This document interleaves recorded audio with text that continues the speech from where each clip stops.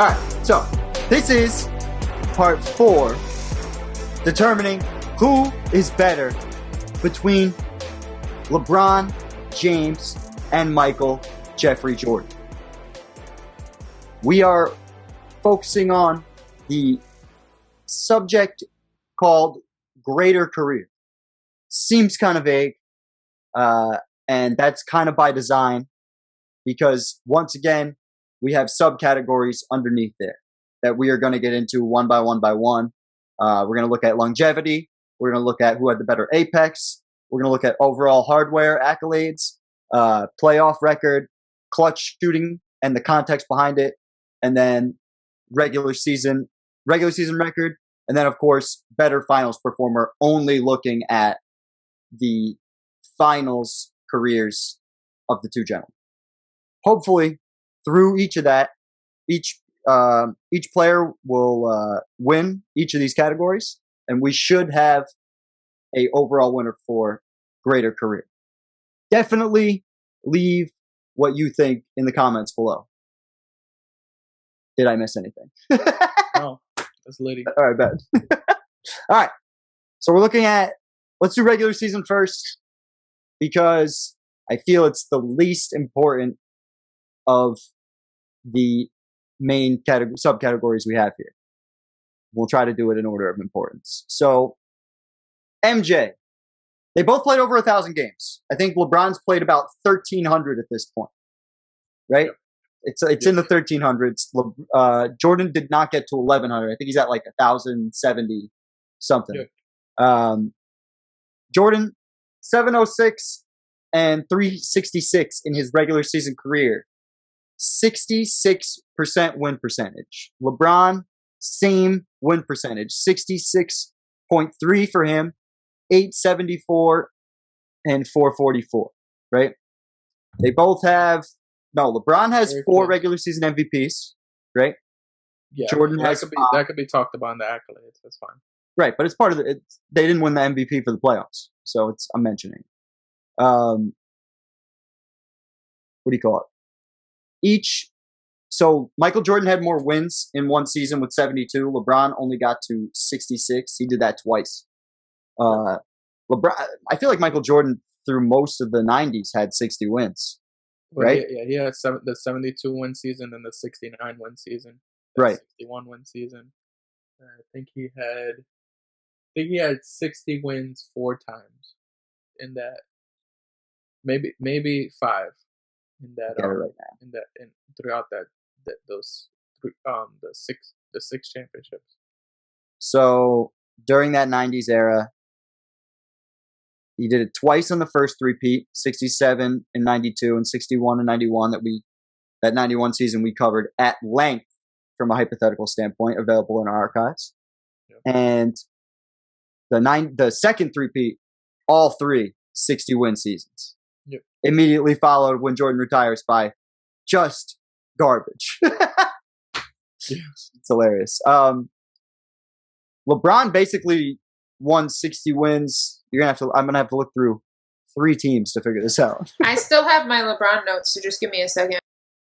Because I know he was winning 60 at least wins twice, I think, with the Cavs. That's what I'm saying. I wonder if there was a streak that he maintained. So it started 12-13 season, he had 66. Let me see. In 08-09, he had 66. In 09-10, he had 61. He only hit 60 and that wins seems to be it. That seems to be it, yeah. He only had 60 wins one time in Miami. So remember the 2011 season was his first season. Typically, that's like when he usually has his worst record with a team. So the 10-11 season, he was 58 and 24. He was really close to 60 wins. Yeah. Yeah. Wow. It only and happened. then it was the lockout season the next season. Yeah. So he couldn't really. If he would have got 60 wins there, he would have only had 6 losses. Fair point. Yeah. What was I going to say? I just think this comes down to back in Jordan's era, the regular season was looked at very different than it's looked at through the 2010s that we just lived through.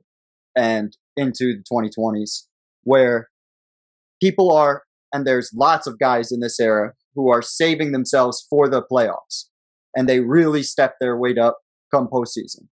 Where but that doesn't really happen until like 2015 is when LeBron starts doing that. Throughout, that's fair. Yeah.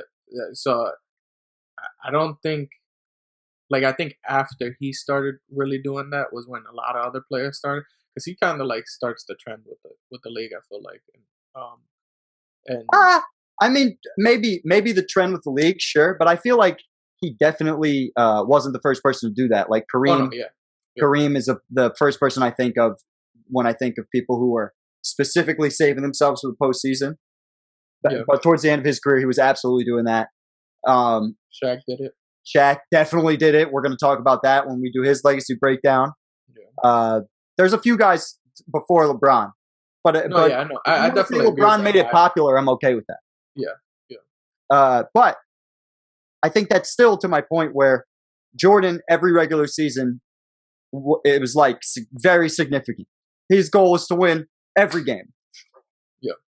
There were very few like, oh, I'm gonna take my foot off the brakes and let Scotty take over here. It just wasn't something that it wasn't in his DNA. Number one, and number two, like I said, the regular season had held way more weight back then. It's just the way it was looked at. Whereas now it's like we've got to get to the playoffs not hurt. We have to get to the playoffs as close to 100% as possible. And I think that matters when we're talking about just the regular season. So I would give regular season record to Michael Jordan when you include the stats and then adding context that way. Yeah. I think, it's, what really hurts LeBron in this case is his towards his later career where he starts kind of taking his foot off the gas for sure. Yeah, because there's just no point in Jordan's career where he's done that. And that's also where LeBron, I guess at this part it doesn't really matter yet, but it's going to matter as we move forward in this category. LeBron's cement is still wet, and that is important to note. Like, there's still things that are going to happen towards this tail end of his career. It's mostly done, but there are definitely points. Sure. He's definitely closer towards the end of the tunnel than the beginning. So I fucking hope so. Him and his hyperbaric chamber and his $1 million a year on his body might say otherwise, but he's still playing 5 years from now. That would be insane. You think? That would be crazy? Yeah, Brady's going to play till 50. That's not even, huh? Tom Brady's going to play till 50. Yeah, but he freaking don't even get me started. Like what LeBron has to do and what Tom Brady has to do is completely different. Yeah. So, like, I understand Tom Brady gets hit, but he has like a big ass old line that doesn't allow him to get hit. You know what I mean? Like, LeBron James has to run back and forth for at least 35 minutes, like straight. So, come on. Also, LeBron and Jordan, if we're just looking at most times leading the NBA in the regular season, Jordan 10 times led the league in field goals, 9 times led the league in field goal attempts. There's a lot of things here. Also, 7 times he led the league in field goals missed. Fucking 11-time leader in points, where he definitely is. I bet it's Kobe. Huh? Second, you bet it's Kobe? Yeah. Will Chamberlain. And then Kevin Durant. Kobe ain't even on the list. Oh, I was about to say, let's go, boy. Stop playing with us. Everybody likes to talk shit about Kobe. But this is important to note. I think this is important to note, and we're going to get into apex and longevity in a little bit. The most times leading the NBA, Jordan has these, but if we go to top 3, LeBron now takes it for most field goals, right? Yeah. That's where longevity kind of affects Jordan's case. But I would still give the regular season record to Jordan, personally. Yeah. I mean, during the regular season, it kind of goes into accolades, like you said, but he has like a lot of like, even with the awards and stuff, he has more stuff regular season wise than LeBron does. So it's just kind of, I don't think that's much of a question in terms of especially if we're just talking about like wins and losses and stuff like that. I think it's no matter what, LeBron's always going to have more wins than Jordan because he played literally 5 more seasons than Michael Jordan did, or 4, Yeah. 5. And he's passed Jordan up in All-Stars. He's passed Jordan up in a few of these categories. But it's because he's played longer. It's the case you're trying to make. I get what you're saying. Yeah, exactly. Lynn, what do you think? For better career? For bet, that's the whole For regular category. season, I know. For the regular season, I'm getting to it. I'll probably have to go with Michael Jordan. Also, just for the sole fact that like LeBron James has quit in the regular seasons before. There is a video on this channel of where I absolutely accuse LeBron James of quitting in the 2018 season. Mm-hmm. We watched the game tape of him quitting. Where Yeah. he did it at the other side of the court while his team was playing. What was it? I'll never forget that shit. Yeah. Because he just hated Isaiah Thomas and that team so much. Yeah. That's fucking hilarious. All right, Jordan takes that subcategory. Where you want to go next? Apex or longevity? You don't want to do overall accolades since we just kind of came off the. All right, let's do that. So, from an accolade standpoint, we kind of have all these. Basically, this screen in front of us on Basketball Reference here wraps up most of their accolades. We can go down to the bottom. I think there's actually like remember that one site we were using where it has like both of them right next to each other? Oh, you want to do that? Yeah, I got it. Yeah.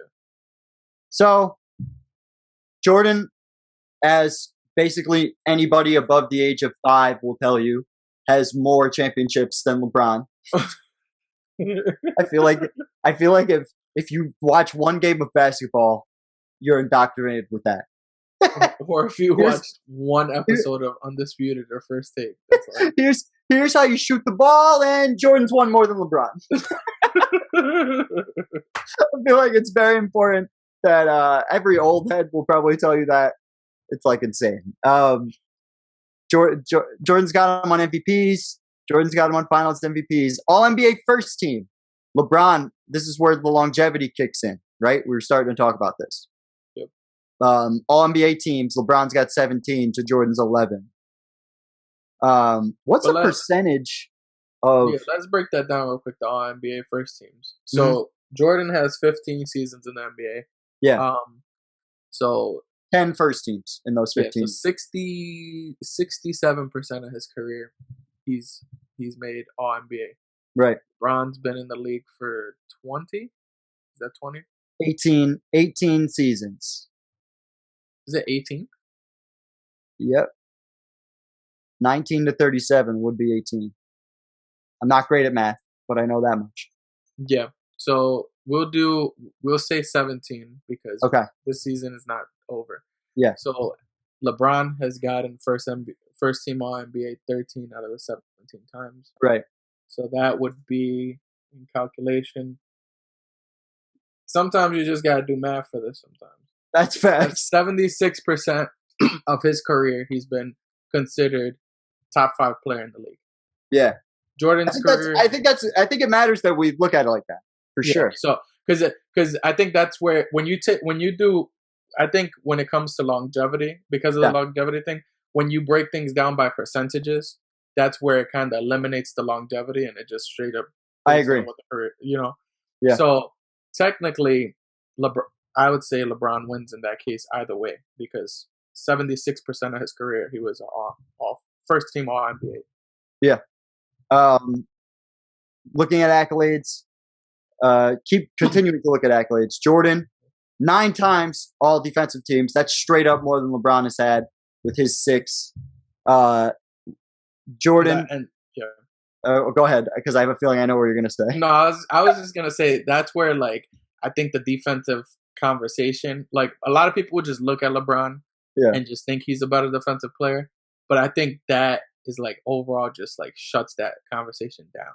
Like, so, same thing with the defensive player of the year, 1-0. But if you're Dario, it's 1-1. Oh, yeah. But because fuck Marc Gasol. Yeah. But, like, even if we look at, because we went through, if you check in our archives, we went through every single Michael Jordan season. Yes, and we did. we showed Michael Jordan being top 3 in Defensive Player of the Year for many years, Yeah. especially throughout his peak. Yeah. Which no other NBA player even came close to that. And I've heard this said that by we've done many, so far. oh, sorry. I've heard that many people who are old heads who were in the game, like, or people who coached MJ or people who coached in the league, they bring up more often than other people that LeBron was that Jordan, excuse me, was the best player on offense and the best player on defense in the league during his peak. Which, to your point, that really hasn't been seen since. There's very few people that have come through that have that level of two-way dominance. I don't know who the closest one would be. Kobe, maybe, in that category? Oh yeah, I think so. In terms of the offensive prowess and the defensive, yeah. I think if you want to go since Kobe's retirement, the only person I could think of is Kawhi, but he only does it from 2-month stretches in the playoffs. And another person that I would consider in that category played while Michael Jordan was playing, and that would be Hakeem. Yeah, and that's true. If we're not talking about guards and we're just talking about both sides. No, that's a good point. I was thinking about just guards, but that's a good point. Yeah. LeBron, definitely the better passer, something we talked about during the tangible section. That I actually don't think is close. Like, I don't think it's close either. Yeah. But I don't think Jordan sucks at passing. Like, I don't think Jordan's throwing turnovers constantly. He was definitely capable of passing, and he had these huge hands to fake pass. Yeah. But LeBron, that being said, LeBron is that much better at him at passing than MJ. I think LeBron is a top 5 passer all time. Like, I argue that. That's a fair statement. Yeah. Who do you got for this subcategory? Because this is really close. I think both these guys have a lot of accolades, and a lot of it leans towards LeBron's longevity. But I liked what you did with the percentage for first team, because I think that's one of the more important, or one of the more accurate ways to look at it. Yeah. So for me, like, okay, when it comes to the big accolades, which is Finals MVPs, Defensive Player of the Year, those actual awards that you get at the end of the year, sure. Jordan clearly wins on that case. I think the biggest detriment to LeBron James is he's so good at every little thing, but he wasn't really great at just one thing. I think that's like Jordan was. Everybody knows Jordan was great at scoring. Yeah. His scoring titles to LeBron, it's not even close. He clearly dominated the league in what he was great at. Yeah, I think for me, I would agree with that for the most part. I think LeBron was a great finisher, and is a great finisher, top 3 all time at finishing, either a dunk or creatively around the basket. Yeah. And I think he's athletic, he's great athletically. Oh, for sure. He's just a human deer that can play basketball. It's absurd. He runs fast, he's strong. It's ridiculous. I remember the first time I watched LeBron James play. I had just finished watching Kobe drop the 61 at the Garden. You remember that weekend, right? Where it was. We talked about it in our archives. Yeah. Yep. And so LeBron James comes in, and my friend was a huge LeBron fan, so I immediately hated him, especially because he was doing the comparisons with Kobe. And when I saw him make certain layups around the rim, I saw how big he was, but then just the crazy, I'm that was luck. I was being such a hater, but I was just some of those layups he was just making around the rim, being that big and strong, and you could tell he was clearly one of the biggest guys on the court, but he was able to just run and do some of the most athletic shit in the world. It's crazy. It's so funny because I had that same exact reaction about LeBron, but way later in my basketball watching life, when he lost in the 2017 finals.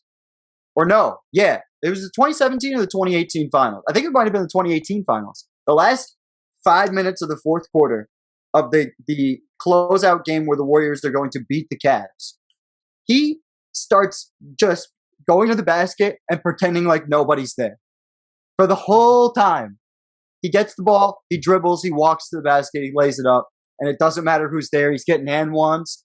There's some people are just not even bothering fouling him, but people are still working on him because of how hard LeBron's going. It's just he's creating the intense environment that would normally be just like, oh, whatever, we're just trying to get out of here and win the championship. You know what I mean? Yeah, and I remember thinking he was stat padding when he was doing that. But still, all the finishing he was doing around the basket was just absurd. Like there were people all over him, and he was still making everything. And that's the crazy thing is how he uses that size and weight to get open around the basket. He's definitely one of the most unique players in NBA history for sure. You can't really. We said this before, like I think when we were talking about his the athleticism and stuff and his like overall physique, like you can't mimic another LeBron James. Like there's not really another guy like him. But you have LeBron? Me? Yeah. No, I have Jordan. I think Jordan beats him in the significant categories where he has the one more MVP, he has the two more Finals MVPs. He has LeBron obviously has the all first team. He beats him in that category, but Jordan like destroys him in the defensive player of the year, the all defensive first teams. Yeah. And then obviously when we start breaking it down by categories for each thing, like Jordan still beats him there too. But the steals, the assists, the steals, the scoring title. LeBron only has the assist leader above him. Like I just think when it comes to regular season, Jordan definitely beat him in that stuff in everything. Yeah. And even for most of the even when we're looking at playoff accolades, he's still got him because he's still got the rings and he's still got the Finals MVPs. Mm-hmm. LeBron's still chasing that ghost. I think Jordan wins that category. Lynn, what do you think? I have to give it to Jordan too. I feel like it just kind of explains itself the more you look into it. I mean, even at face value, people can see like the MVPs, the Finals MVPs, all that stuff. But then the more you look into it, it's just hard to really argue for LeBron in this category. I don't know. I feel like I'll be honest with you. I was going to pick LeBron. That's why I wanted to hear what you guys said first.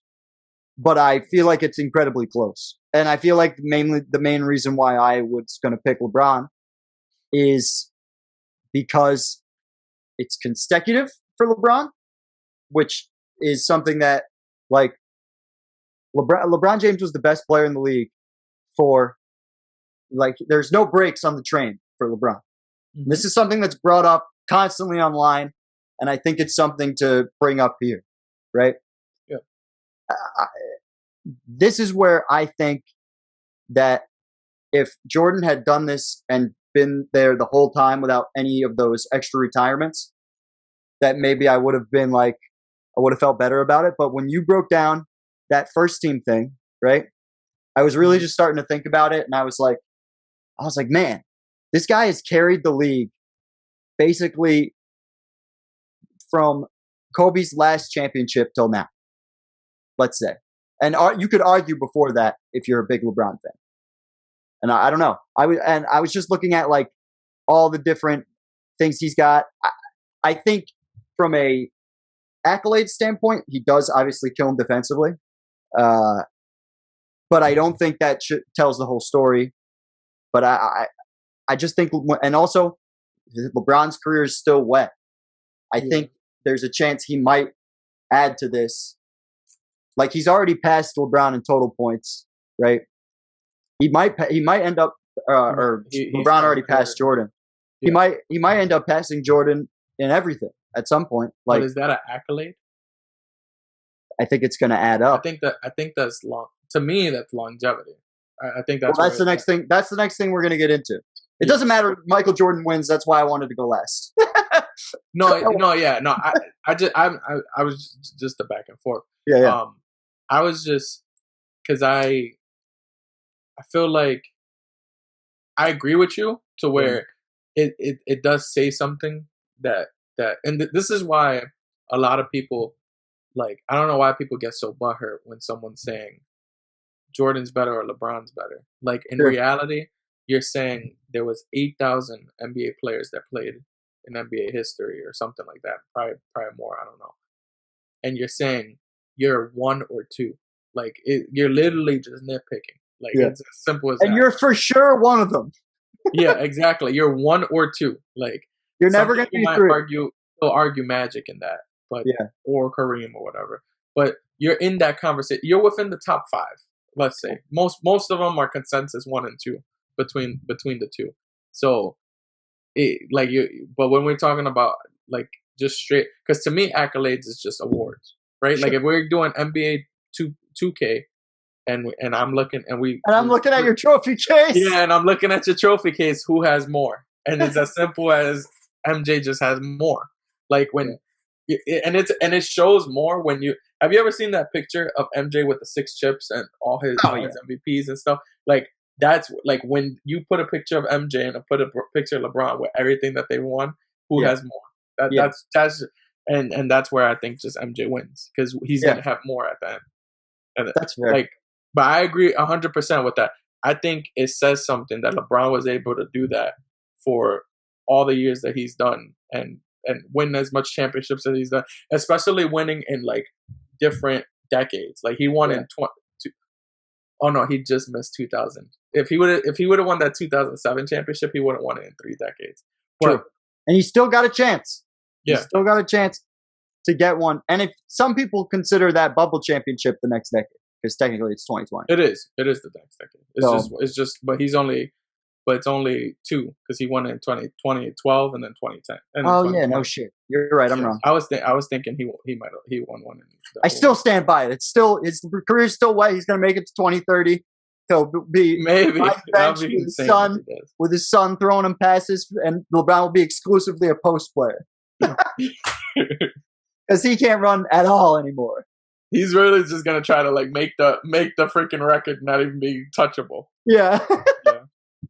Fucking A. All right, so Jordan takes the accolade category. So he's 2 for 2 right now. But we're gonna do longevity next. We kind of started to get into it just now, and I feel like this is where LeBron. It's hard for LeBron to lose this category. Yeah, I think.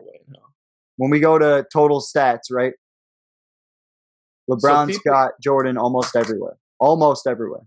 Yeah. So people like to debate and say, because longevity is also associated with durability. Sure. So, and I think we even kind of did this too, where we talked about how a lot of people like to talk about how Jordan was very durable, which he was. But like when you're talking about a guy who literally played from the beginning of his career all the way, and it took him to have his first major injury in year 17, 18? Yeah. It was 17, right? No, it had to be earlier because it had to be. It was in 2019. The first Lakers year. It was the first Lakers year. Yeah, 2019. No, because he would have won. No, there's no way that's right. Because he didn't win the championship last year. Oh, sorry. So it was his 16th season. Okay, my bad. Yeah. No, you're good. You're all right. Yeah, so his 16th season is when he had his first ever major injury. Yeah. Mind you, Michael Jordan's whole career is 15 years. That's including Wizards. So that just shows that longevity, that the durability and longevity. And obviously, Michael was very durable, but he still had a major injury which took him out his second season. You know what I mean? Like, so I think LeBron clearly wins in the durable conversation, and in terms of overall longevity accolades, it's not really close. LeBron has him in everything. These are his playoff numbers. He's almost got Jordan doubled in a lot of these categories. And again, but I will say this about the longevity, because I was saying stuff earlier about how it matters that LeBron did this for 15 years straight. Mm-hmm. There have been people throughout Twitter and the universe of sports talk shows that say things like, LeBron never will break down and like he's going to play, he can play as long as he wants. And now that we're in the 2021 season, we are starting to see LeBron has been injured or been out of the lineup in some way, shape, or form for a serious amount of time in 3 of the last 4 NBA seasons. The one he finished, he won the championship, which is cool. But it goes to show that Father Time is still undefeated. I mean, I don't know. That's definitely not even a question. Father Time is always going to be undefeated. Because before LeBron went to the Lakers, nobody foresaw it. When he got injured in 2019, it was like breaking news. Yeah. Like when that it was a freak. It was really like a freak injury. Yeah. It was not something where like an Achilles tear to me is like wear and tear. Sure. Like he literally felt wrong. But that happened. That happens to every athlete at any point in time, and it never happened to him his whole career. Yeah. So and it always happens to people. Like Westbrook was a guy like that, where he played every game until whatever, and then Patrick Beverley banged into his knee, and now he's screwed.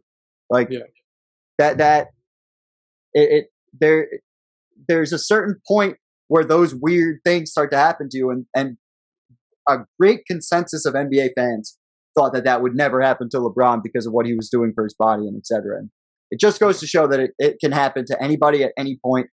And I think that's important to know. But I would definitely take LeBron for longevity because he's going to probably play like 23 years, something like that. Yeah, it's going to be absurd. And it's the longevity with the dominance that takes it. Because it could have been a guy like Dirk, right? Yeah. Dirk technically should have got Michael Jordan in longevity, but he doesn't have the dominance feature like for that long. He made like 8 straight NBA finals. Like there's nobody in the last fucking 60 years, since Bill Russell's Celtics that has made 8 NBA finals in a row. Ocho. 2 hands worth. And he went to think about it, this is his 19th. We just said it was his 19th season or 20th. 18th. 18th season. No, whatever. But he went to go to 10 out of that 18 or 19, whatever the hell it is. That just shows that is just insane. Like you know what I mean? Like you dominated, and you have the longevity factor with it, so it's not even close to me when it comes to the longevity question between LeBron and MJ. Lynn, we already have a winner, but who are you going to pick? LeBron. That's it. End of story. I mean, it's really obvious. MJ had like a toxic on and off relationship with basketball, so his career is like weirdly short, even though technically he was in the story for a long time. And LeBron's just been like, the consistent bottom bitch. Like, I'm here for you, basketball. You will always have me. Fact. Okay, shit. Because that was always going to be my argument. That was beautiful. That when I had my MJ Kobe arguments in my head, that was always at the longevity piece. But like LeBron clearly like going to 10 NBA finals. That's like, come on, like 10 and like he's went to think about it. So he's went to the NBA finals in all 3 decades. That at least that. Yeah. Who else has done that? Dude, this is crazy. This is crazy. He started that streak on one team. He started that streak on one team, and then, with no exaggeration, halfway through the streak, he jumped to a totally different team with a totally different set of circumstances, and still got the 4 more finals appearances. Yeah. And the last one being in 2018, which I think might be his most impressive. To get there, that could be his most impressive. It's either that or 2007, depending on who you ask. But 2018 playoffs is my favorite version of LeBron, and I would go with that. But yeah, LeBron wins longevity. Let's look at apex. So we have to figure out an apex for both guys. We were kind of doing this before the show, but I wanted to talk about it a little further here. So I think you have to start it at a point where they win MVP. Like if they're either their first championship or their first MVP has to be the starting point for each guy. Yeah. So what do you think first, right? Yeah. What do you think? Wait, before you do LeBron first, should it be the championship, the first chip, or the first MVP? MVP for both guys, or I thought we were gonna pick one or the other for each guy. Well, we are. What I'm saying. So I think they have. I think it's similar but different with both of them. So in my case with LeBron, I think most consensus thinks LeBron starts his apex in the 2012 season. Sure. With that moment in Cleveland with the Celtics. Yeah. But he doesn't win his first MVP. I mean, he wins his first MVP in 2009. Right. I don't think LeBron starts his apex. I think LeBron is consensus best player in the league, and from then on, once 2012 hits. So that's my argument for LeBron not starting his apex in 2009, and instead of starting it in 2012. So it would be 12 to 2012 season all the way until his last championship, which was 20. So only keeping. So you'd be eliminating the two MVPs and bringing it. How many seasons is this? How many games is that? So that's 630 games. I'm just going to keep that off. Yeah, you see, and that now, because I don't want to take out the two MVPs because I feel like that's definitely important. So if we include the two MVPs, 0809, right? Yeah. Then we're looking at 874. Yeah, because I think let's go to Jordan's and see where we're at. It's definitely not his freaking. In 09, he was not.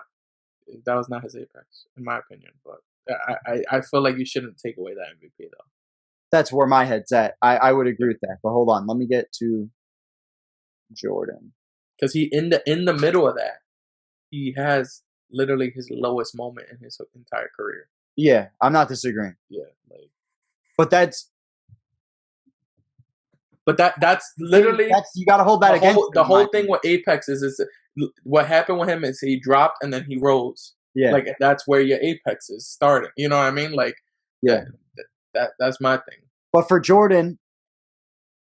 The 88 MVP where he wins Defensive Player of the Year and MVP, first player in NBA history to do that, I think has to be the beginning of his apex until his last Bulls championship.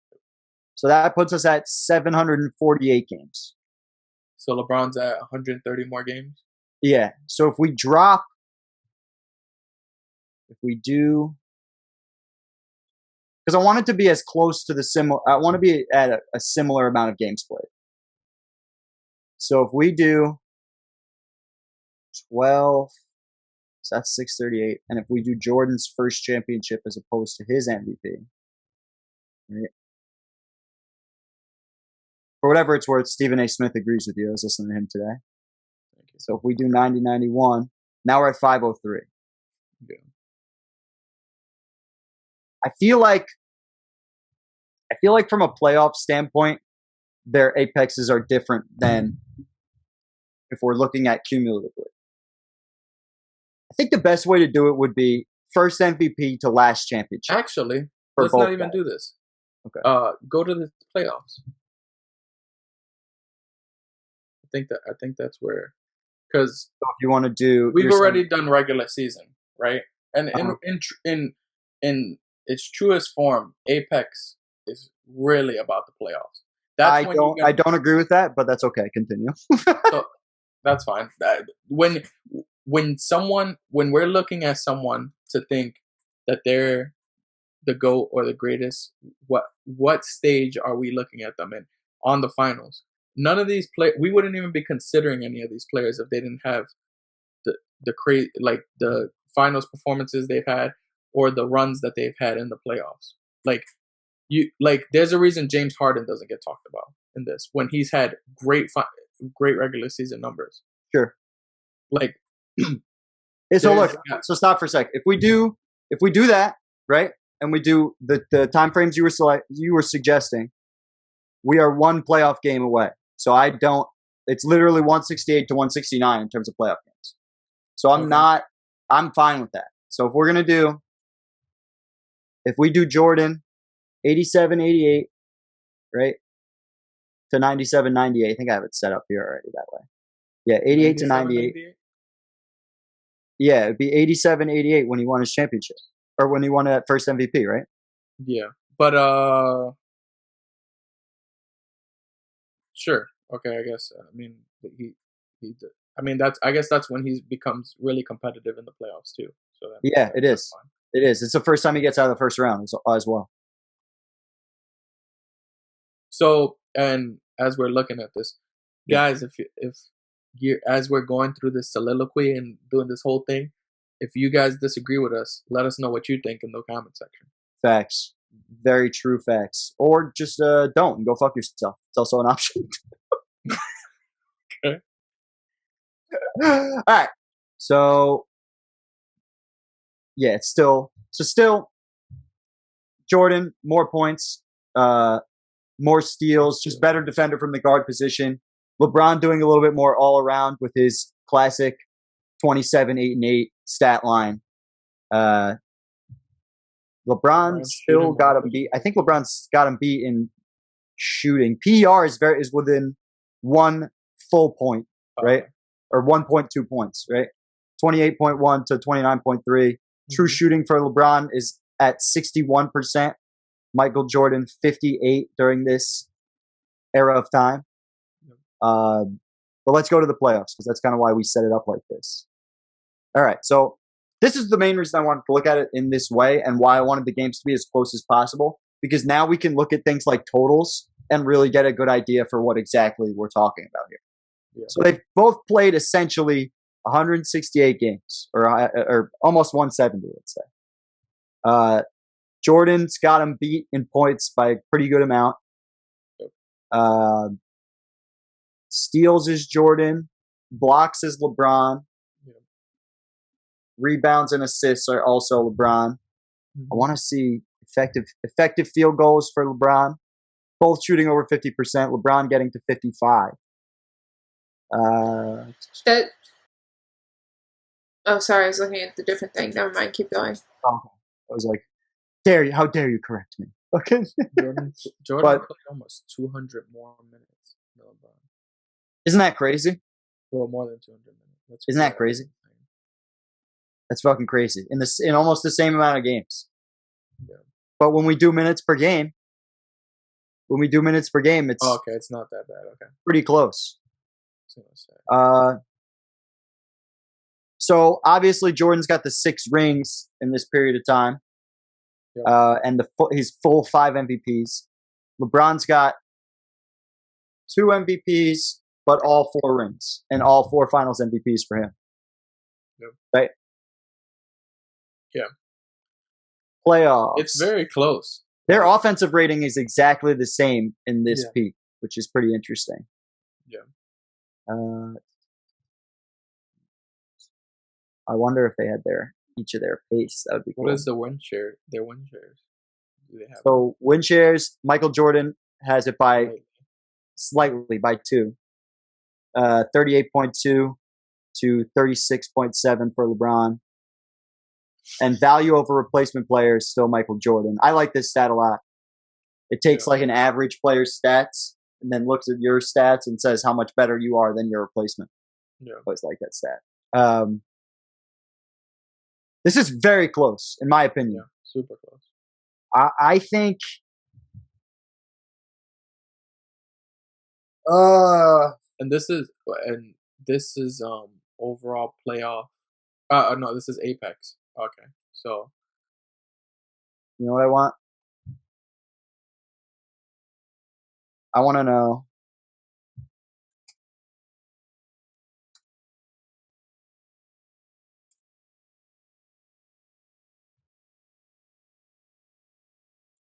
Yeah. So Jordan was 118 and 51 in those 169 games, right? And that's almost a 70% win percentage. Okay. Yeah. LeBron, and big up to StatMuse because this site is awesome and it gives you stats in pretty colors. Yeah. LeBron 116 and 52. How many? So close. How many more wins? Close. If you go back to Jordan, 118 and 50. 2 more wins, but he has 1 more game. He has 1 more game, so they're essentially the same. That is fucking weird, yo. Yeah, that is bizarre. I'm happy I looked that up. Holy shit. So how about this? How many? Now this is where. How many 60-win teams did LeBron James beat? I don't know. I couldn't tell you off the top of my head. I'm pretty sure we could look that up. Because we know, at least in the finals, Sonics had 60 wins in 96. I know that for sure. All right. So if you look at that right there, no, I'll go back. I can't look at this picture and say for sure that that's what it is. So let's scroll down. Yeah. I trust no fucking picture. Damn, Kareem 1 and 5 against this. Scroll down to LeBron and Jordan.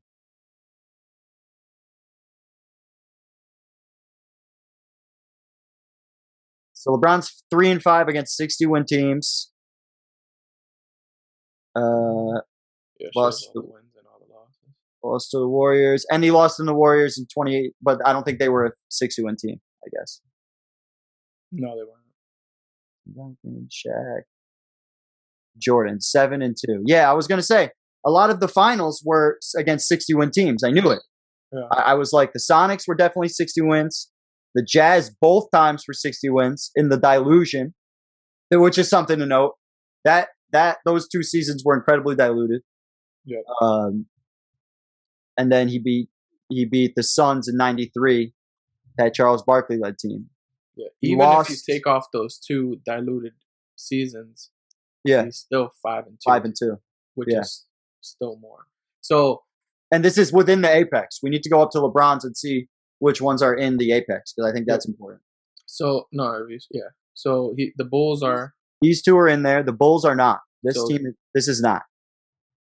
Because it's the year before, 2010, 2011. Oh, so that doesn't count. Okay, so he's 2 for the 2 and 3. Count? He's 2 and 3. If we're just looking at the apex. It's a little bit closer, but Jordan still takes him in that from a playoff standpoint. I think Jordan has the best apex of any basketball player to ever live. Yeah, I agree. And I'm still glad we did this exercise because it was way closer than I thought, especially the wins and the losses in that period of time broke my brain. I'm glad we looked that up. All this shows us is how we should, and this is kind of what made me kind of not hate LeBron as much. Yeah. Really, Kobe's death was, but no, seriously, because it just made me be like, I have to appreciate what I'm seeing more often. But fair point. But this just kind of shows that we have witnessed greatness for the last almost 20 years. Facts. And some people just don't appreciate it. Some people will after a couple of years, and after he's gone, I'm sure a lot of people are gonna be like, "Damn, like he was fucking great." So yeah, but he maybe he's not as great as Jordan. Maybe he is, but he's definitely top 5 greatest players of all time for sure. And he witnessed it, so that's pretty dope to see, though. He beat Jordan in longevity, but he's losing in apex by a cunt hair, by one of my beard hairs. Like, it's close. So you won't say closer than you think. You know, like so your statement in like 3 months ago where you said Jordan was head and shoulders above everybody. I just had to. I had to. Let's move on. You guys. No. Don't you fucking dare say you guys. No, stop. Fucking Albuquerque. Stop. I don't want to hear that shit. It's like he's talking to his mom right now. Don't you dare take his side. Don't even include me in this garbage. What I was gonna say is that if we're gonna keep saying head and shoulders, we should really get a fucking check from the fucking shampoo company for how many times we bring them up. That ass. My bald ass giving them a fucking check. This is bullshit. That's your fault. You started. Oh yeah, might have been my fault the first time, but not the 12 other times afterwards. Anyway. Whatever, just be like, look, I'm perfectly dandruff free. I don't even have hair. It was like a perfect thing. I got to figure out a way to put Michael Jordan on a top, Michael Jordan's head on the top of a bottle of Head and Shoulders, and just have it as a T-shirt for people to buy. That would be the worst T-shirt I've ever seen. Fuck you would be the best T-shirt anybody's ever seen. Fuck out of here. Fire. All right. So we looked at longevity. We looked at Apex. Jordan's up 3-1, I believe. Because we also looked at the overall. Let's see if LBJ could do it again. Could he do it again? Overall playoff record. Damn, you didn't get it. Come back from a 3-1 deficit. We all got it. We were all there, all right? But overall playoff record. We kind of just broke this down. Through the Apex. Looking at yeah, we did. LeBron and Jordan against 60-win teams and their overall playoff record in totality, their playoff records are a little bit different. So so LeBron does have more wins, but Michael Jordan does beat him out by about 1%. About 1%. Yeah, so 65. Yeah, LeBron has played 266 playoff games. He's won 174. That comes out to 65.41%. Yeah. MJ's played 179 playoff games and won 119, which beats out LeBron James by 66.48%. It's really close again. So close. Like, and that's the funny part, because if you watched like some of these shows and they talked about these guys, you would think that they were so far apart, like how they're talked about. Yeah. So it's nice to really break this shit down. So of anybody that's played at least 15 playoff games, Michael Jordan has the highest PER of anybody in the playoffs with at least 15 games played. LeBron has the highest PER when playing at least 200, talking about longevity. I probably could have made it if Jordan played 179 or 180 playoff games, I probably could have done it up to 180, but I just looked at it as of 200, figured it was easier. Yeah. LeBron has the single highest NBA playoff run for PER in 08-09 with 37.4. You needed at least 10 games for that shit. Otherwise, I didn't count it. And that I thought that was interesting. Yeah. Damn. Again, I think it's about how much you value what happens in their apex, because Jordan took a lot of L's in the beginning of his career in the postseason. Did he set records at the same time? Yeah. 63 points, shit like that. Yep. But LeBron was pretty quality in the playoffs. Like he was performing he didn't lose in the first round up until like a year ago. It was like 15 seasons. A couple months ago. Yeah. Yeah. I'm saying in terms of a season. It was like a year ago from a season standpoint. Okay. No, I know, but I was just because we did 2 seasons in a calendar year. Yeah. But I gotta give it to Jordan. We just looked at the 60-win records, 7-2 versus it was like 2-5. Yeah. Jordan's gonna take that for me for sure. Yeah. And you know, I know a lot of people look at it and say, you know, LeBron faced harder competition, all this stuff. At the end of the day, it's all like, because LeBron has the same kind of tools that all these other teams had. If anything, LeBron had more because he had the power to create his own team. So you have to take that into consideration. You know what I mean? Like, he really created that Cavs team. Like, you can't get mad that the Warriors just outwitted him or whatever in terms of how to create a super team when LeBron was trying to do the same thing. Jerry West, GOAT. Yeah, exactly. But Jordan played under the same circumstances with all the other teams. All the other teams had their stars. Some had 2 stars, some had 1, whatever, and they duked it out that way. So they were playing on the same playing fields. Whether if you're looking at the 2017 Warriors and comparing them to the 1998 Utah Jazz, it's not going to be a fair comparison because they're not playing in the same era. They're not playing.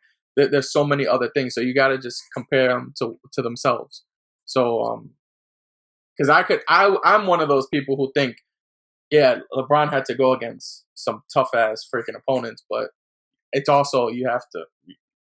The Phoenix Suns, the '93 Phoenix Suns were a great team. They're probably one of the best teams to not win a championship. The '96 Sonics are another team that a lot of people considered one of the best teams of that era. And in the moment when they went to the finals against Michael Jordan, it was a lot of 1 seed versus 1 seed. Michael Jordan. I talked about this when we were doing MJ's legacy breakdown, but he either won MVP. That was the most wins, by 2 teams going to the NBA Finals. Right. But there's a lot of that. But also, every single year, with no exaggeration in the 1990s, every year that Michael Jordan played, he either won the MVP or he played against the MVP in the finals. Yeah. And he pretty much vanquished shit down their leg. Yeah. Their entire leg. Sure. It was all brown, and some of them were light skinned. Dark brown. That doo-doo butter. Yeah, that nasty shit. Like a lot of fiber in their diet, motherfucker. All right. So, but we got Jordan taking overall playoff record. We got 2 more categories to go through. It looks like Jordan's going to take this one, but I want to run through the last 2 categories regardless. Yeah.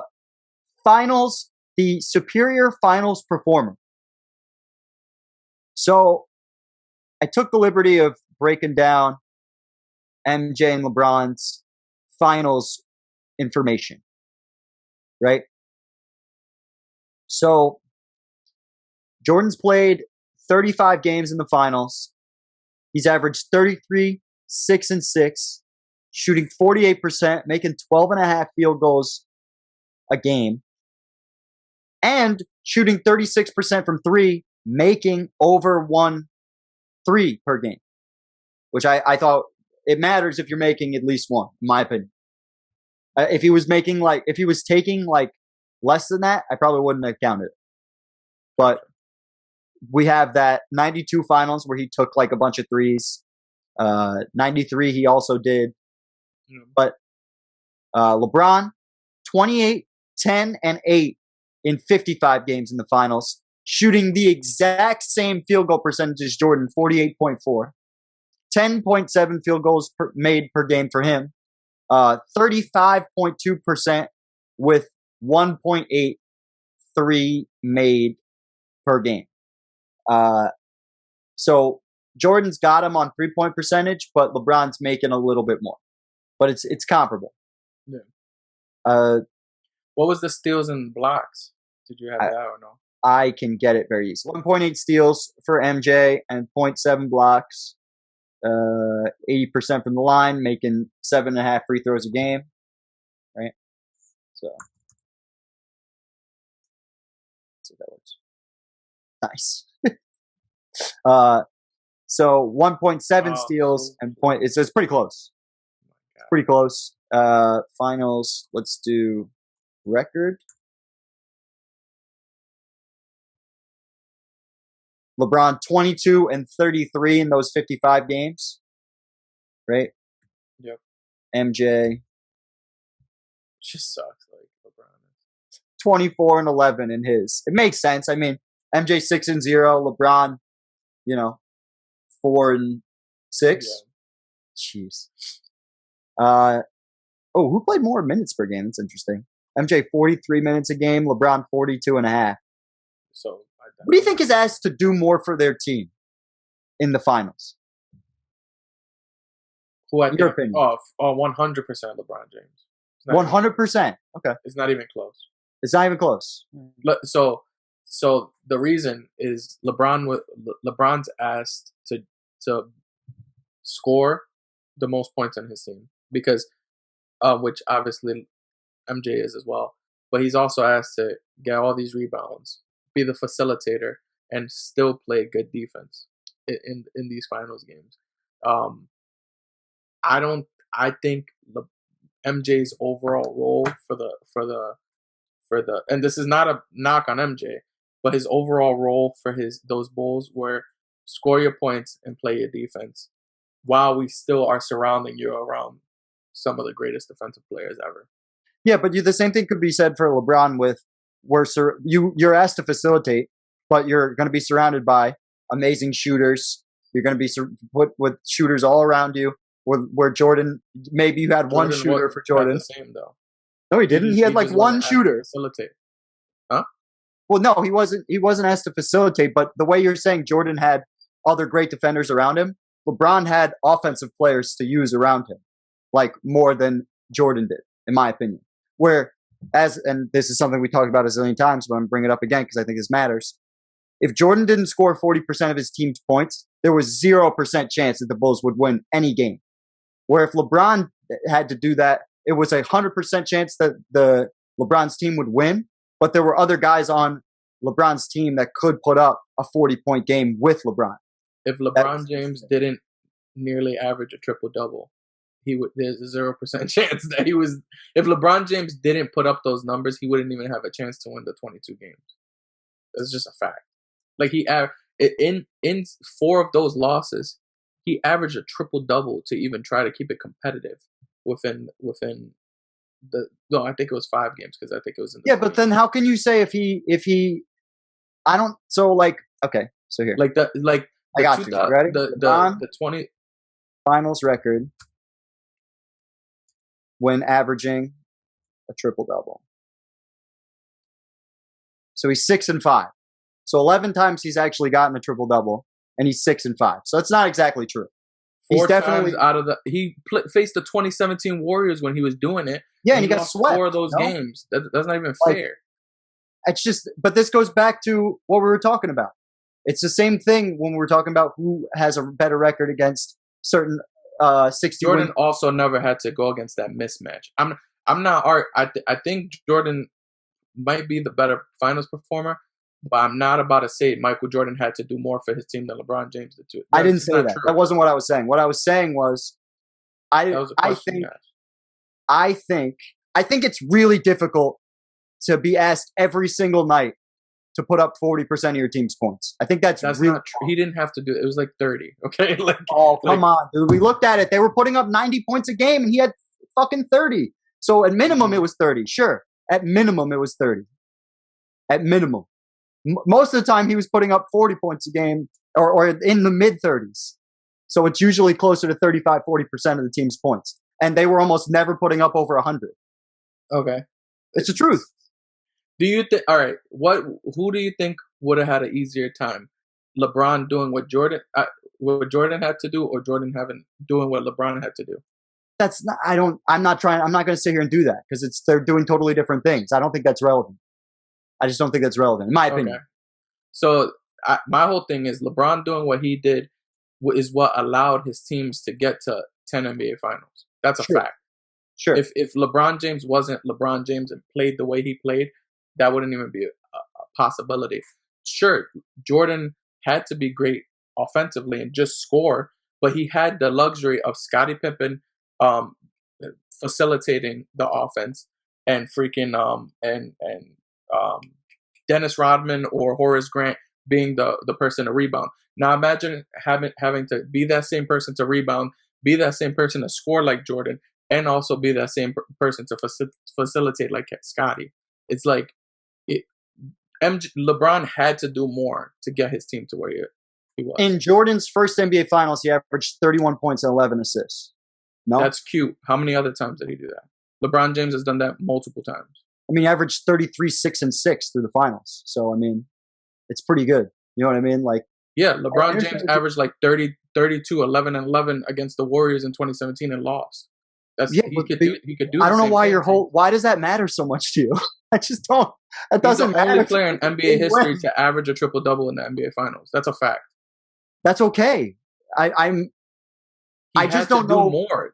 I'm not arguing that he had to do more or less. What I'm saying, that was the question you asked me.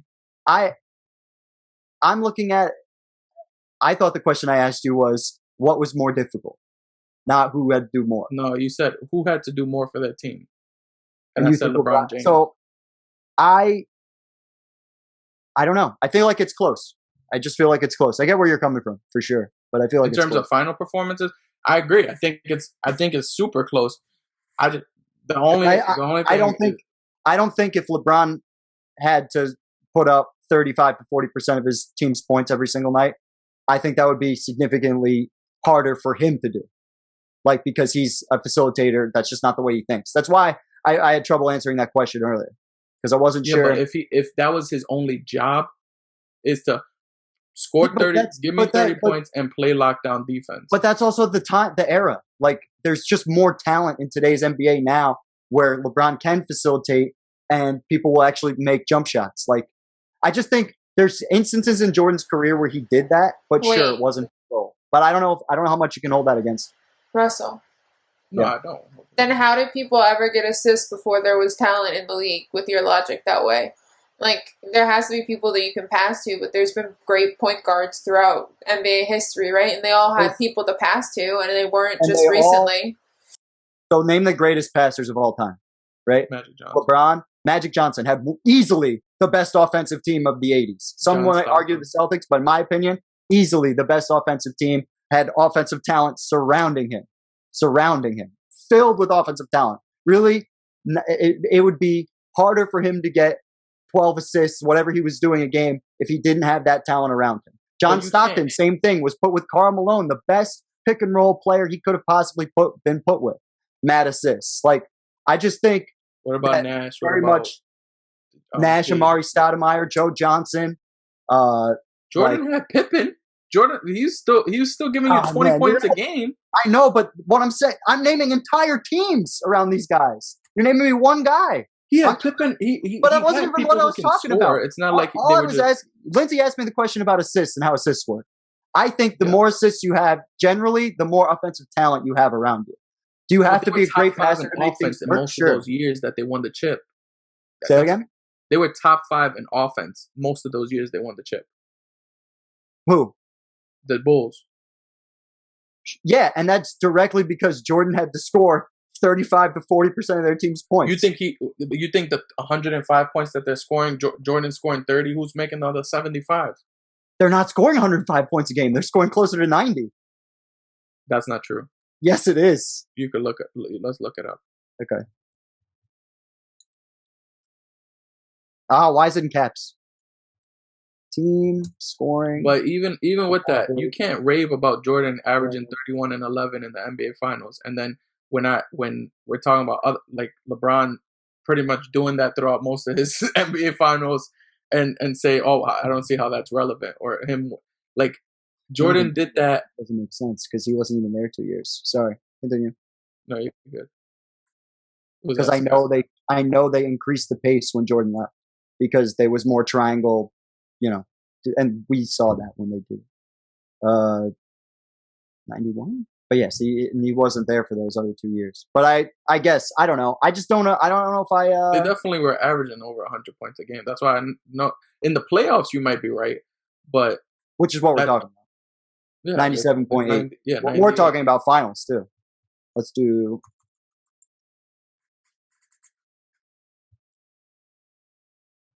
But Dick, I love when they give it to me and fucking. We know he averaged 33, so he averaged 33% of his team's points. It says it right there, 96.7. Oh, there we go. Thank you. So 96. I know. I knew that. I thought I saw 105 points. I was like, I just don't believe that.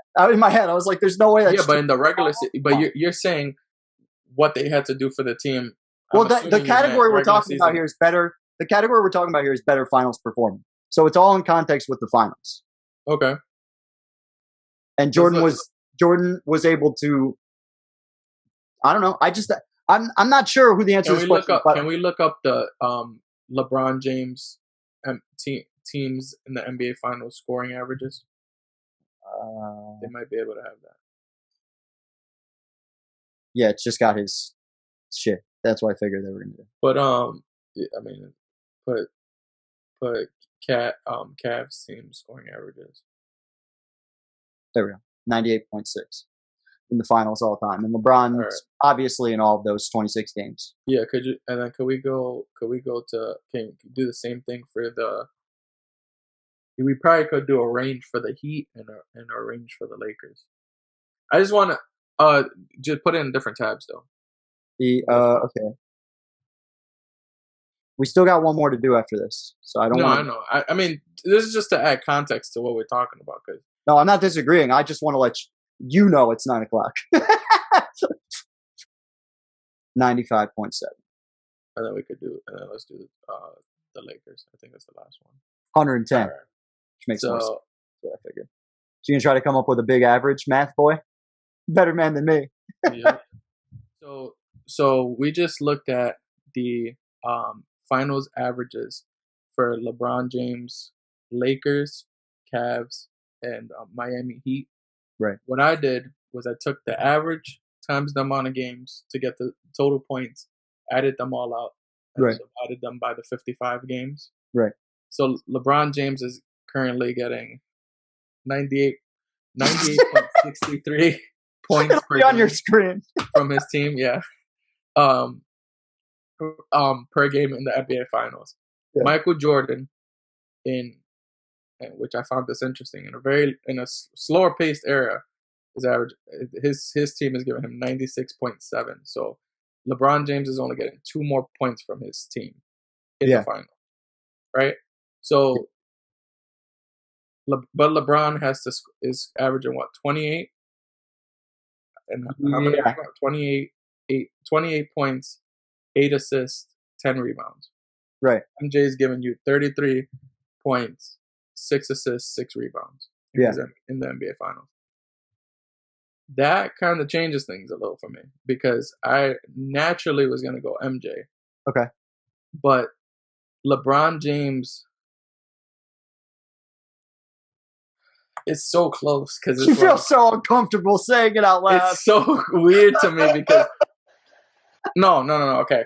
I'm not against this, by the way. No. Actually, no. This one, MJ is the pick for me. But I do want to. I just to go back to the whole overall point. Who does more for the team? I think having a team who's only giving you probably, let's round up to 99 points a game. Yeah. And you have to give them 28. You have to every night. You're gonna have to give them 28 points. And 11 10 and rebounds 10 assists. And 8 assists, sometimes 10, whatever. Yeah. To get to 22 wins, because otherwise you're not going to win 22 games, right?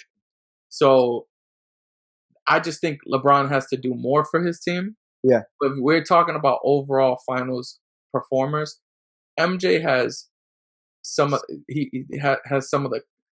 We're gonna go into the actual like clutchness soon. So I'll be able to break some of this down, but he has game winners in the finals. He has like big, huge games, and he pretty much makes the finals his playground. So I can't. The thing that's fucked up about that, though, to your point, is in LeBron's 10 finals, there's no, outside of one, really damning one, there's no finals where he just doesn't show up. Yeah. Like there's even in the Spurs, in the Spurs one though, it's not like he didn't show up. It's just like they just locked him down. Yeah, they had one game plan, and it was just keep this guy on the ground.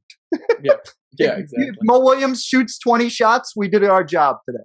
Good job, fucking exactly. But he still shot like 40-something% in that playoff. Yeah, true. Yeah. But I mean that final. Sorry. I think that LeBron, if he, because he also has some incredible games in the finals. The 51 on the Warriors, But to your point, LeBron's got Jordan. It feels like every year had a game.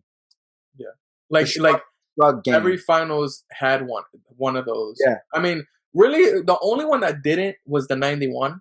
I feel like the 91 finals, it wasn't really a Jordan thing. I mean, but it was just him versus Magic. Yeah, but the 92, he had the shrug game. The 93 finals, he had the that weird fucked up layup at the end. People love that.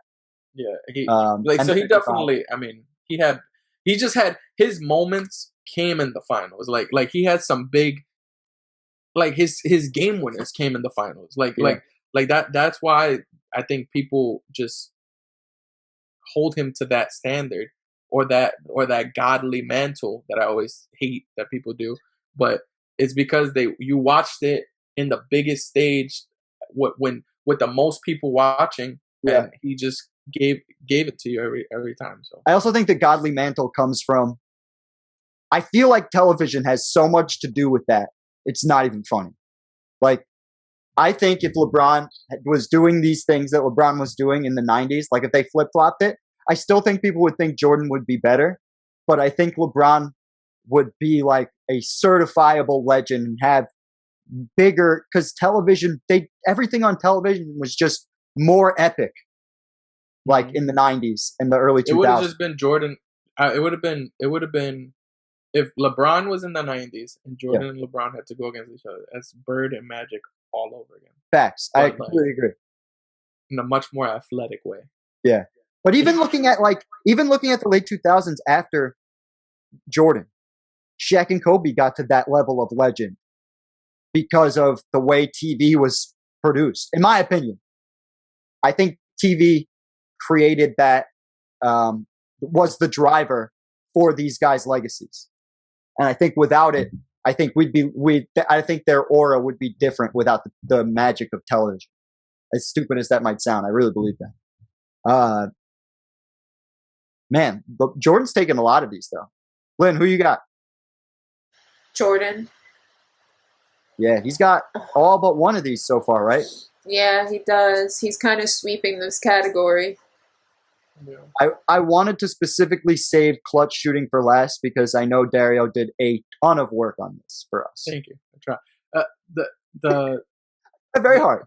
And the craziest part is, like, no, I would feel like if you were talking to me 2 years ago and telling me we were doing this category, and I would be mad about a LeBron James topic of him, like, I was just more like, I think over the span of like looking so much into Jordan's legacy, sure, I think I've gotten more frustrated with him than anything. Because when I look back at Magic's legacy, and I just think this is it.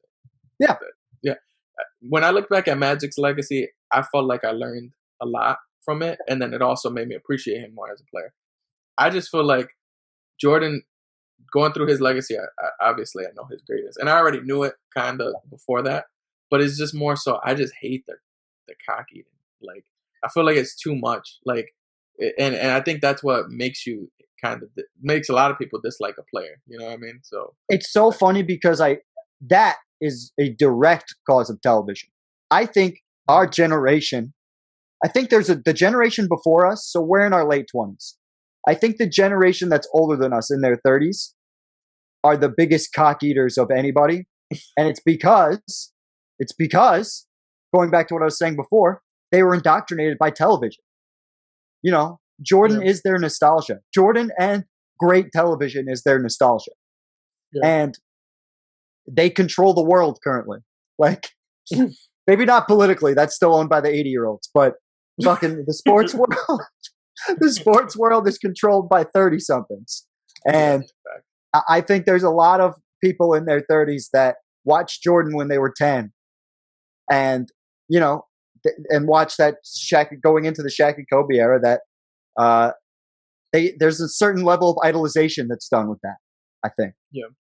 And I think if LeBron was, instead of Shaq and Kobe, if we had LeBron, like, even if we didn't get Jordan versus LeBron in the 90s, if we had gotten LeBron from 2000 to 2005 and he was winning all, like, I think he would be just as legendary as the guys who existed in that time. Yeah.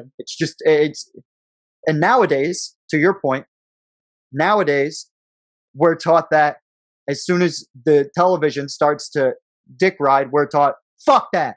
Fuck them. They're wrong. Everything they say is wrong. The television is stupid and they're the devil. And so we're taught never to believe anything that they say. And that's what makes you looking at all this stuff that we're going back, watching on television, going, these guys are fucking full of shit. This is all charade. This is bullshit. So I can appreciate the hell out of that. That's why Twitter is the devil, for whatever it's worth. Yeah. Because Twitter is just where all of that mentality goes to live and thrive and yell at each other. Yeah. All right. Last category. Yeah, no, you're good. No, I was gonna say, and like, if you, and I said this earlier, but to reiterate, if you were to let television shows tell you who is the greatest basketball player ever, you would think Michael Jordan, and they're like, it's not even close. Right. And we're showing you, even though, I mean, Jordan's kind of sweeping this category. Yeah. But even with that, look at how close it is when he's winning. Like, it's not like, I'm sure some people watching right now would argue, no, you saying this, but it looks like it should be LBJ. Sure. You know what I mean? Like, it's not as simple, cut and dry as, oh, it's clearly Jordan. So and please let us know. I love to listen and, well, not listen. I love to read what other people have to say. And we respond, I promise. It's like, I will first fucking hand respond to you. Yeah, I got you. But I'm going to let you take the lead on this last category. So take it away. So with the clutch shooting, a lot of the times what ESPN or Fox or whatever would do is say LeBron James versus Michael Jordan, who's the better clutch shooter, and then they'll say with 10 seconds left on the clock, MJ is 8 for 15 and LeBron's 9 for 21 or something. It says, oh, LeBron James made more clutch shots or whatever. And a lot of people would take that and argue with it in a debate. Yeah. And what I like to do is, when did you make those shots? What were the circumstances with you making those shots? You could hit a game winner when you're up 2-0 in the series and you made it 3-0. All right, it's done.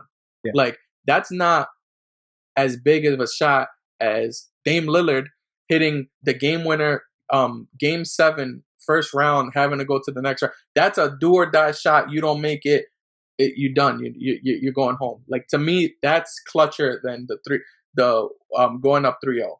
It's so crazy with Damian Lillard because you think with 2 of those on his resume, you'd think that he'd have more playoff success. It's a shame. Yeah. But continue. Yeah, but still, like, would you agree that that's a much more, like, there's ranges to. I also think, and this is something I know you're going to agree with me with because you've already brought this up, but this is where I completely agree with you. I think playoffs holds way more weight with this particular category than regular season. Because, like, I can think of some great LeBron and Jordan regular season buzzer beaters. Jordan had a bunch in 91 when we were looking at the 91 season. Yeah. LeBron's always the first one I think of is when Kevin Love throws him the full court pass and LeBron does the turnaround 3 and banks it in. It's fucking wild. Yeah. That was legendary. But I think from a playoff standpoint, it's more important for this category to look at the clutch shots done in the playoffs. So you have collected a beautiful list of all the clutch shots in both of their careers. So I looked up clutch shots / free throws. And you're probably wondering, why are you looking up free throws? And this is strictly... Ask George Hill! Huh? I'm gonna be completely honest. This is strictly just to shit on Skip Bayless. Because I really hate that throughout his whole career, he said LeBron James is scared of the free throw line. Yeah. And I feel like this proves it. And it also just shows that situations matter and stuff. So what I did was I went through each of these guys' playoff logs, and I looked at any game that they won by 2 or 3 points. Okay. And it was strictly, 1, 2, or 3 points, or anything from 1 to 3, because that would obviously mean there's a chance of a buzzer beater or something happening. And you can, I kept it to 15 seconds. Like, the shots were made 15 seconds towards the end of the game. Yeah. And it had to be the final points of that game. So you might see shots where maybe MJ hit a shot when it was 14 seconds left on the clock. They went up and then they fouled Scotty, and then technically MJ hit the game-winning shot, but Scotty got fouled and stuff. So technically it didn't. So I didn't count anything like that. Yeah, I just went strictly. You know Scotty's going to miss the free throws if you do that. Yeah, facts. Which I actually did find that Scotty hit a game winner in one of the playoff games. Thank God. Good for him. That one shot. Happy for him. He was like 1 for like 57. So let's go. I'm gonna start off with LeBron James, and I'm gonna go from the beginning of his playoff career all the way to the end. LeBron James. The scenario here is he's facing the Washington Wizards, who he kind of develops like a little rivalry with them. Yeah, we talked about it when we were looking at the legacy breakdown. It felt like in the first round he ended up against Washington a bunch. Yeah, for sure. And so he hits a 4-foot jump shot with 5.2 seconds left on the shot clock. Yeah, I even gave you guys the dates if you want to look it up on April 28th, 2006. And this allowed him to go up 2-1 in the series. And in this case, I'm gonna, with every single shot he makes, I'm gonna explain what were the circumstances and what it brought up. So him going up 2-1 in the series, obviously, it helps swing the series. You know, it could change the. Maybe they weren't doing that well in the beginning of the series. He hits the shot, they go up. He does end up winning the series. So and interesting enough, he hits another game winner in the same series. Yeah, which is the very next one I have on the list. LeBron James makes a layup.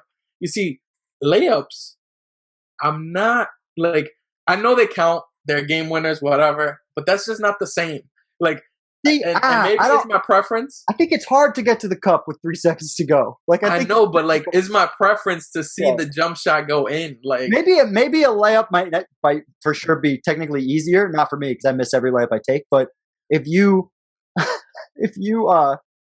LeBron and the whole building, especially in 2006, everyone and their mother knows you have to get to the basket to make something.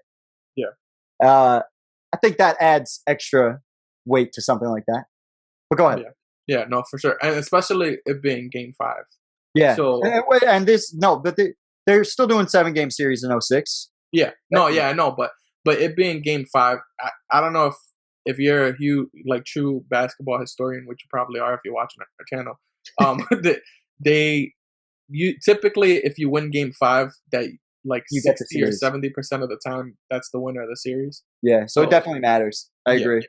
Yeah, so that one definitely. So if we're doing weight on each of the game winners, I'm probably going to say that one weighs more than the one that he hit towards the beginning of the series. Sure. You know what I mean? Like, both are important, but that's just kind of how we're looking at it throughout his entire career and Jordan's career. Right. The next game winners in 2006. So throughout this, and this is why I started writing down the dates, because at first I wasn't. But then when I saw that he did this like back to back to back, then I was like, okay, this is actually pretty clutch and no one talks about it. Yeah. So LeBron James, he shockingly goes to the free throw line against Detroit and he hits 2 free throws, with 1.3 seconds left on the clock. And that's not in overtime, right? That's not the game where that's not. No, that's not the. That's not the 38 special. I'll shut the fuck up. Keep 48 going. Special. I got that one. Don't worry. Yeah, I know. I just read it. I was like, let me shut the fuck up and let him keep going. You're good. So LeBron hits. They go up and they tie the series 2-2, which is critical because if not, you go down 3-1, and typically that's like the end of a series. Facts. So that one is actually a clutch shot. Pretty obviously they're all clutch shots, but that one to me was really, really clutch because it keeps his team into it. They still end up losing the series, right? But and this was in the second round, right? So of 06. Within 15, 17 day span, LeBron James had 3 very clutch moments, right? That's why I like to write the dates down because I'm like, that's insane. Like, imagine watching it at that time and just watching it happen. You're thinking this guy's the clutchest guy in the world, you know? Right? So now we're fast forwarding because they're what happened? So now we're going to 07, right? Yep. Yeah. Now we're fast forwarding, going to 07, and LeBron James faces the New Jersey Nets at the time, right? The New Jersey. Yep. They from Jersey. Yeah, he hits 2 free throws to win with 10.3 seconds left on the clock. Yeah. And they go up 3-1 in the series. Obviously, you can understand why this is probably never talked about, especially by Skip Bayless. But it still shows he wasn't afraid to get to the free throw line, and he hit the shot, and it put him up 3-1 in the series. Obviously, that doesn't weigh nowhere near as much as anything else that we've talked about going since that moment. Yeah. This was 06, 07, right? Yep. So I just wanted to see, because I know you can go through his game log if you want. No, what I wanted to do was look at the Nets as a defensive team, just for shits and giggles. Oh, okay. Before I said what I was going to say. Look at all these teams that made the playoffs that are defensive. Nets, it was that era. That's why I wanted to look at it, because it was that era of like defense fucking matters. You know what I mean? But go ahead.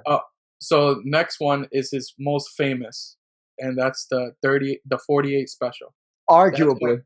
And I haven't done this for any other one, but this was very important because obviously this is just insane, and I don't think it's been done again in NBA history. No. Scored 25 points with the fourth quarter, 25 points straight of his team's fourth quarter and overtime points. They were losing going into the fourth too. Yeah. Why? And he ends up making a layup at the rim, which I give him that. You already scored your 48. You don't got to make the jump shot at this point. Yeah. Come on, just get the layup and finish this shit off. That was beautiful. And he scores a layup at the rim. I think that was a buzzer beater too. Like it was a game-winning layup. Yeah. And it went up 3-2 in the series. He ends up obviously, beating the Pistons and then later going to the NBA Finals. Right. Which was very important. Right. So I think at this point that's his clutchest moment in 07. 100%. Yeah. 2009. Go ahead. Huh? I said we're only halfway through this bitch with him. Yeah. No, he has a lot. His career takes forever. Go ahead. I have to. That was also in the Eastern Conference Finals against the Pistons. Sure. So that was by far his clutchest moment, and that was when he finally got to that Eastern Conference Finals. Right. Which is very telling and very interesting too. Yeah. So in 2009. He's down 1-0 against the Orlando Magic. I know this because I was watching it and I was rooting against them. This to me might be his most famous early Cavs shot. Before he left the first time, I think this might be the most famous shot that he's known for from this era. And you know why? It's because of it being a jump shot. Because it really should be the Pistons thing. Because the more Pistons specifically a three. Like Pistons had just came from 2 back-to-back finals, right? They went and then, so he's facing the defending Eastern Conference guys, and he goes in and just and is beating them single-handedly. To me, that should easily be his biggest thing. But I think obviously I remember arguing with a friend, and I know this always has to come to this, but I was arguing with a friend, and the guy they just like to trigger me or something because they go and say Kobe could never hit a 1 second shot. Oh man, it's so hard to trigger you, man. It's just so difficult when you say things like that. Continue. So I looked up when Kobe hit 2 in the same game. But yeah, so we just, but we all right. But this is about LeBron James, not Kobe Bryant. Keep it moving. Yeah. So he hits the shot to tie it up 1-1 in the series, and the only win of that series. So to me, it was clutch, and it was probably what he was most known for, but it didn't lead to anything. It didn't that's what I'm talking about when it comes to clutch shots. Right. How clutch is that actually in the grand scheme of things? Sure. That to me still at this point in 09, that 07 Eastern Conference situation was his clutchest moment. Yeah. All right. Now we're going to 2013. So he's on Miami. Huh? Yeah, in Miami. Facing the Pacers, he has a layup buzzer beater to win Game 1 of the Eastern Conference Finals. Right. Which I think it was on Paul George too. Yeah. They end up winning that series, and they go forward. I think they win in 6, maybe, right? Or is that the 7-game series? I'm not sure. It'll be on your screen. If it is the 7-game series, because I can't remember right now, that I would say that is pretty clutch. because if he don't win that game, if he don't make that buzzer beater, they might not win that series. Maybe not. You know, and what I mean, that was their biggest competition in the era. Yeah, I think it might have been the 2014 that they had the 7-game series. I think so too, because Paul George went crazy in Game 1, where he hit his own buzzer beater to send it to overtime. It's one of my favorite. It's one of my favorite games. Man, I remember being a Paul George fan at that time. Damn, shame on you. Yeah, how things change. All right, 2015. This is one a lot of people know about. And still to this moment, I'm still having the 2007 moment as his most clutch, right? Yeah. Can I set this one up though? Can I set this 2015 one up? Yeah. So, I know you know this one for sure. So Derrick Rose, I think that game before, right? It was game 3. Mm-hmm. Hits the buzzer beater on the Cavs and does the whole stone face like when he hits the buzzer beater. It'll be on your screen. That weird shit. I don't know why he had no reaction. Maybe because he was dead inside. I'm not quite sure. But his knees were still hurting him. Yeah, man. His ACLs were mad at him that day. Yeah. But fucking then very next game, they're still in Chicago, and LeBron hits the buzzer beater in the corner and does like the same reaction. Yeah. Just the same kind of like stone cold. Like at first he was going to be mad excited about it, and then once he remembered the game before, he was like mad stone face. So the big thing about that shot was originally the coach who was fired right after this playoff run called LeBron James to pass to Kyrie for him to get the second shot. David Blatt. Yeah, David Blatt. And LeBron said, "Nah, fuck that. I want this shot." There you go. Like a good old school 90s player. Yeah, exactly. And he's selfish. So this shot ties the series 2-2, and they end up winning the series, I think, in 6. From this moment on, they don't lose another game. Right. And this is in the second round. That's pretty clutch. Definitely one of his big. I'd probably say that's probably his second clutchest moment at that point. This one is something that I find very interesting that it's never remembered. I forgot about this, but when you wrote it out, when I was looking at this sheet last night of all these written down, I was like, "Oh yeah, he did do that." With the Warriors, you saying? Yeah. Versus this is the very first meeting, right? Yeah, very first time. Kyrie, the game before, finds out that did he tear his ACL or something with his knee injury. Yeah, but he left after game 1. Yeah, so I think he might have had a fracture actually. So after game 1, LeBron James finds out I'm kind of done. Kevin Love he already had a dislocated shoulder. Yeah, from the fucking Kelly Olynyk. Not the second round. It was the third round, I think. Yeah. So he figures out that he's by himself against the Warriors. They somehow, and I'm sure they were super underdogs going in, which this is all probably the NBA and Vegas kind of working together. Get LeBron James to win, get some money into Vegas, but whatever. There you go. Yeah, I gotta go with my conspiracy while I'm telling you. But LeBron James finds a way to, in Oracle, squeak out the win with 2 free throws with 4 seconds left on the clock after Kyrie is gone. Yeah. He then goes up 2-1 in the series in the Cavs, and then that's when the Warriors figure out the Iguodala thing, and then they don't win a game after that. But he puts them in a position where they possibly could have beat this Warriors team without Kevin Love and Kyrie. I think that was a clutch moment. Definitely his clutchest free throw moments. It was the moment when everybody thought, shit, is LeBron going to beat this Warriors team by himself? That was a legitimate thought. If he did that, that would have been some goat shit, though. There was a that was a thing when he was up 2-1 on them. That was a legitimate thing being talked about. Yeah. And I remember rooting against him, and I was thinking, this nigga, like, what the fuck? I was like, why can't you die? Be better than I thought. Fall, you bastard. I was so happy when they figured out the Iguodala thing. I was like, what the fuck? All right. 2018. This is my favorite. This is easily my favorite buzzer beater of his career. Yeah. So. Oh, actually, no, it's not. This is my second favorite one. The next one is my favorite. Continue. Yeah, mine too. I agree. the Pacers buzzer beater. He hits a 3 on I remember he hits it on Oladipo. Yep.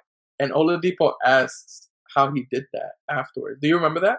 No, I don't. No, like that was like a thing after the fact, and he was like, Oladipo was sunned so badly, like I don't know, but then he like I don't like it was the weirdest thing. I've never seen a player who just lost in that fashion be such a like son to a father. So and this was like literally the month of LeBron James sunning people, because you'll find out in a second. Oh, yeah. So this was on this, not even the month. Oh damn, I didn't write down the date for Toronto. Damn, whatever. But this was this buzzer beater is going to be when LeBron takes over the city, and he's now yeah. LeBron. And on Wikipedia they immediately change it after. So case in point, they're already up 2-0. LeBron is hitting post fades in everyone's mouth, just absolutely butt fucking the entire Toronto city and organization. Just putting his cock like right into DeMar DeRozan's mouth and asshole. And like his shit is that big where it's like coming out. Like, fully gaped on DeMar DeRozan. So gaped that he had to leave Toronto. Anyways, this third game is close. Usually in playoff series, when you watch NBA playoff series and how they go, typically if you're getting beat up the first 2 games, the third game is when the team that's losing brings the most fight. Yeah, facts. And they did. The Raptors did bring the fight to the Cavs. The full game, and then the last possession when I can't remember if it was Siakam or somebody hitting a shot. They don't even take the ball at half court. LeBron wants the ball. LeBron and and Ty Lue want the ball all the way on the other side of the court. So LeBron can take it, jog all the way down the court, and then take a one-handed and one-footed floater off the backboard for the game winner. When that happened, Wikipedia changed the city of Toronto to being owned by LeBron James. LeBronto was born right there in that moment. Yeah, fact. And Russell explained this when we went through LeBron's legacy breakdown, but this was at the time the most Jordan-esque LeBron ever. But they were also treated like I just told you, Oladipo literally acted like LeBron James' son. Yeah. Like, and then like in the freaking, while they were losing game after game, Kyle Lowry and DeMar DeRozan were in the freaking meetings saying, how do you expect us to beat this guy? Mind you, Kyrie was gone, and you just had a shitty Kevin Love. So he was very beatable at the time. He just won 7 games with the Pacers, and they were just like, we can't beat this guy. I don't know how you expect us to. Like, legitimate, this is not even me gassing it or anything. You could go back to these interviews and see DeMar DeRozan saying shit like that. And I was just, it's already been on your screen. And I remember being at my old job and talking to my boss and saying, after, because he was thinking, oh, maybe Toronto could, because Toronto I think was the number 1 seed, right? So he was like, maybe Toronto could be. I was like, I guarantee you, Toronto is gonna get their ass whooped by LeBron.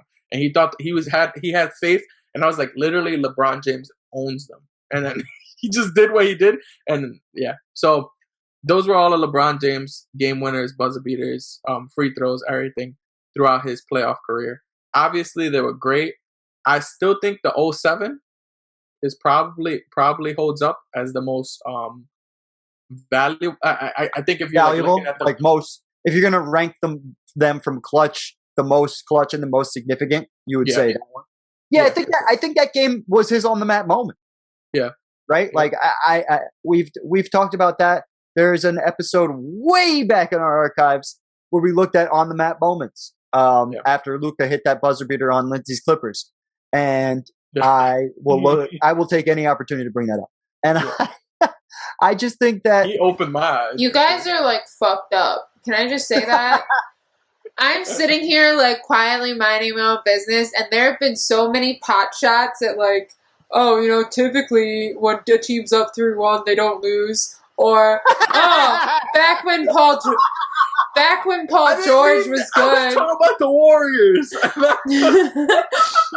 That's hilarious. Back when Paul George was good and I rooted for him, but now he's on the Clippers and he just sucks donkey dick. Sure, just keep on stabbing holes in me, all right? Just keep going. I'm gonna be looking like fucking SpongeBob soon. The holes in the shoebox. I got an animal inside. All right. Murdered. So, well, no, you're good. So let's go to MJ. Let's look at MJ's playoff shot. Yeah. So would you agree? Do you think that was, if you had to rank value of the shot?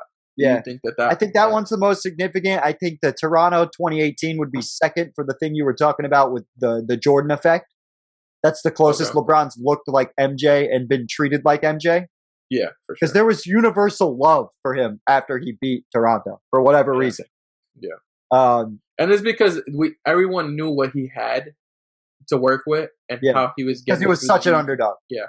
Like that, it was a light East, but it was still like, how the hell is him by himself pretty much doing this? You know what I mean? And that goes back to the 40% of your team's points thing. He absolutely had to do that during that series or during that period of time.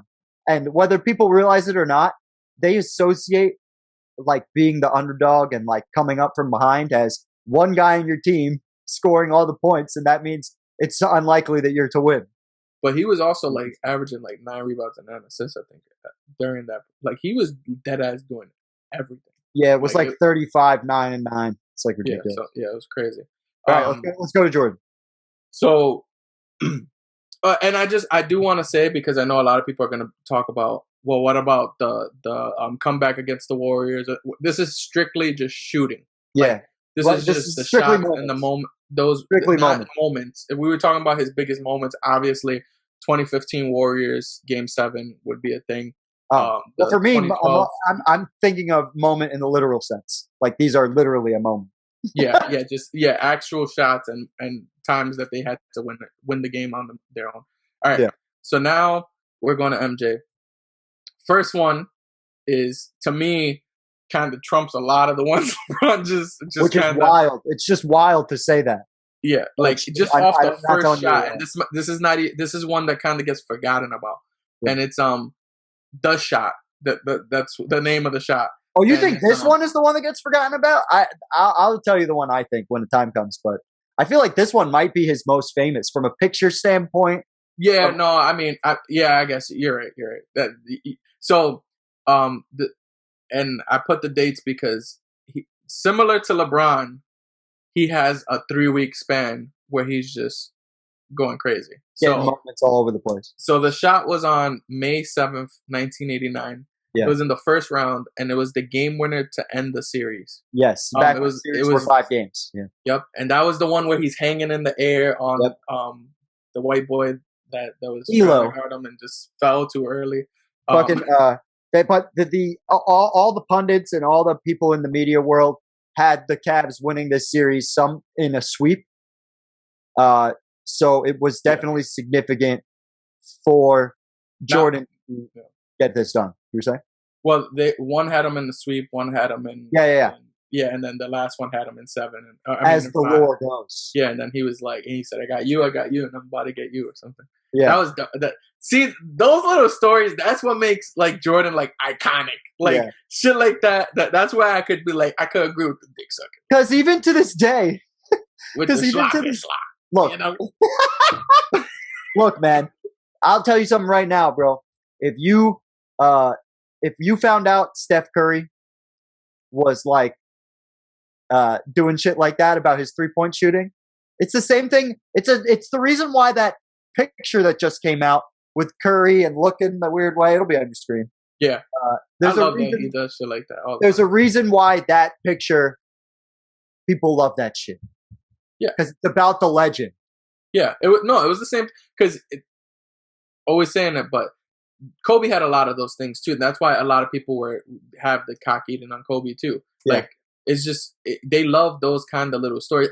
Like LeBron James has a bunch of those too. Like that's what adds to the play. Like it just adds the flavor to the little seasoning, the sazon. Yes. So we got the first round. All right, second round. MJ.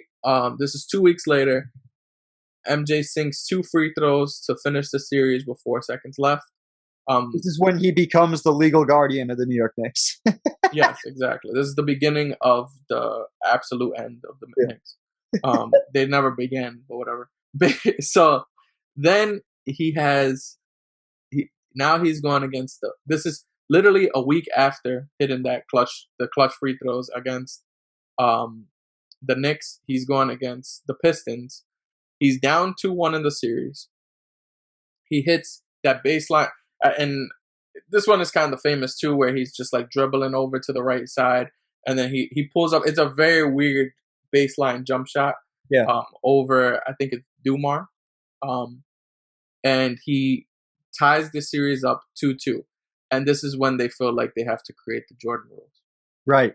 And so I think as of this moment, because they go up 2-2 and then they never win another game after that series, that clutch shot is not looked at as powerfully as the shot, the Cavs, the shot, in my opinion. All right, now we have... This is the shot I think gets forgotten about more than any of his famous. Oh, for sure. And you brought this up during his LB. Yeah. So the Cavs shot 2.0. This was on... apparently he likes hitting a lot of game winners in May. So and he's a father of multiple teams during this era. The Knicks, the Cavs, fucking... Yeah. Well, this one... You want to know why this gets forgotten about? And I agree it should get forgotten about because... It was just a sweep. Like if you're hitting, and this goes back to what I'm telling you about levels of shots. Yeah. Like Jordan having 7 game winners, but if all of them are game 4 to end the series and you already got it done, it doesn't make him the clutch guy. Yeah, it's when the marbles, like it's poker. You push all your chips onto the table and you say you win or I win based off this shot. And Jordan has those. I agree with you. I'm not telling you you're wrong. But I think if this exact situation happened with the Twitter social media era, I think we would have had a LeBronto situation, just like that. People would have been trying to be like LeBron, legal guardian, or. Oh well, yeah. Twitter's always gonna meme after the sweep. Because think about what happened with the Toronto thing, right? We were just talking about that. To go up 3-0 in this series, it was stunning after a few years of being dominated. So the same thing would have probably happened with Cleveland, but because there was no internet, came and went. And it wasn't as significant as any of his other big shots. Yeah. All right, now we have to go to the second three-peat. Yeah, and so now we're going to the second three-peat. So in that, that's crazy. In the first three-peat, he never really had to make that big, those clutch shots. He has. I think it's because they were. Yeah. Like a lot of those games, like they were winning a lot. Like it's not the same as the second three-peat. The second three-peat, they were much closer games. Yeah. Like it was so much more defense. We always talked about it. You never really saw blowouts. Yeah. You always saw like 2-point games, 5-point games, 4-point games. Always close games. And that's where Jordan became so significant in those. There are other games here that aren't mentioned, like you were talking about, and like I was talking about earlier with Phoenix, that weird layup.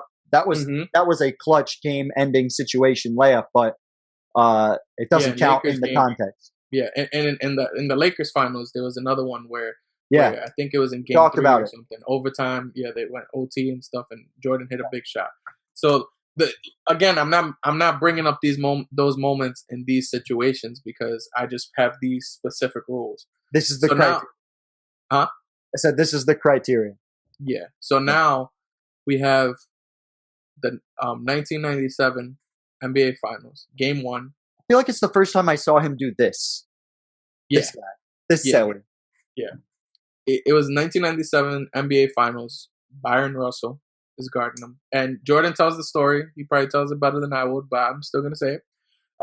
Byron apparently had went to him while he was retired or whatever and saying that he should come back so he could whoop his ass or whatever. I was about to say, I believe the quote is, "Man, why you quit?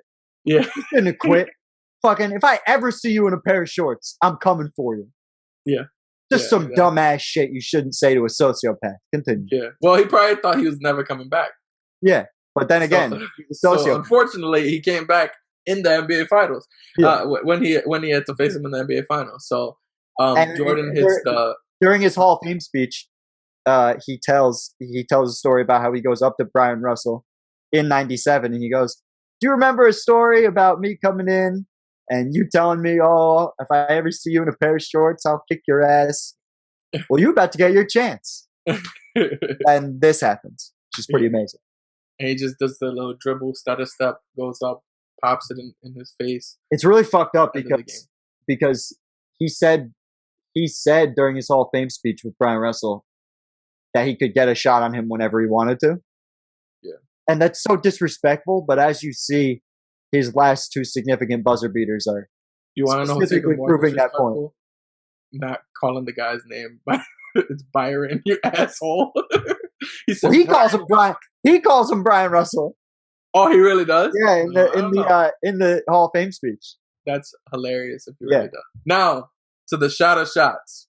And this is the one that I feel like, and like I've said when we broke down, we have a whole video and a clip out of breaking down this moment, but I still do think this is the greatest sequence in NBA history. Yeah. And I'm only doing this because I really love the shot. So Michael Jordan goes down. They're down 2 scores, or no, 3. They're down by 3. He realizes he has to get a quick 2 and then try to get just to try to take advantage to the clock. He goes, drives right against his right by his man and makes the layup.